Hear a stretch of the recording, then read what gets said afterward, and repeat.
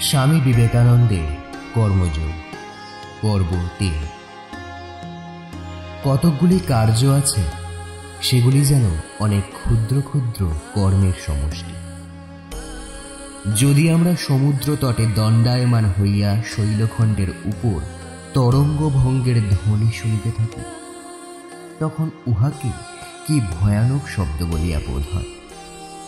কিন্তু তবু আমরা জানি একটি তরঙ্গ প্রকৃতপক্ষে লক্ষ লক্ষ অতি ক্ষুদ্র তরঙ্গের সমষ্টি।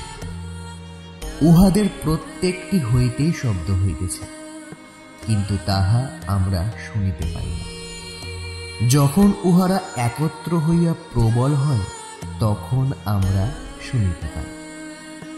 এইরূপে হৃদয়ের প্রত্যেক কম্পনে কার্য হইতেছে। কতকগুলি কার্য আমরা বুঝিতে পাই, তাহারা আমাদের ইন্দ্রিয় গ্রাহ্য হইয়া ধরা দেয়। তাহারা কিন্তু কতকগুলি ক্ষুদ্র ক্ষুদ্র কর্মেরই সমষ্টি। যদি তুমি কোনো ব্যক্তির চরিত্র যথার্থ বিচার করিতে চাও, তবে তাহার বড় বড় কার্যের দিকেই দৃষ্টি দিও না। অবস্থা বিশেষে নিতান্ত নির্বোধ বীরের মতো কার্য করিতে পারে। যখন কেহ অতি ছোট ছোট সাধারণ কার্য করিতেছে, তখন দেখো সে কিভাবে করিতেছে। এইভাবেই মহৎ লোকের প্রকৃত চরিত্র জানিতে পারিবে। বড় বড় ঘটনা উপলক্ষে অতি সামান্য লোকও মহত্বে উন্নীত হয়, কিন্তু যাহার চরিত্র সর্বদা মহৎ, প্রকৃতপক্ষে তিনিই মহৎ।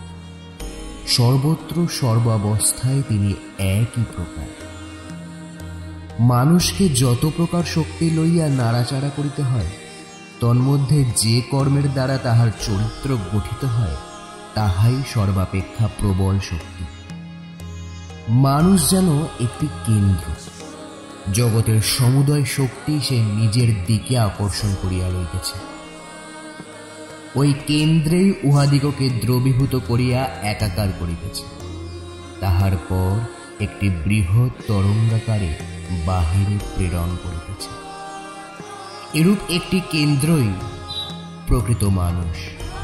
তিনি সর্বশক্তিমান, সর্বজ্ঞ, আর তিনি তাহার নিজের দিকে সমগ্র জগৎ আকর্ষণ করিতেছেন।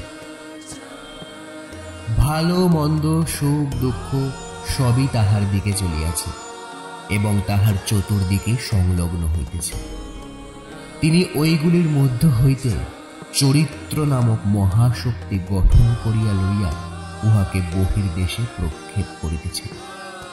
তাহার যেমন ভিতরে গ্রহণ করিবার শক্তি আছে, সেইরূপ বাহিরে প্রক্ষেপ করিবার শক্তিও আছে।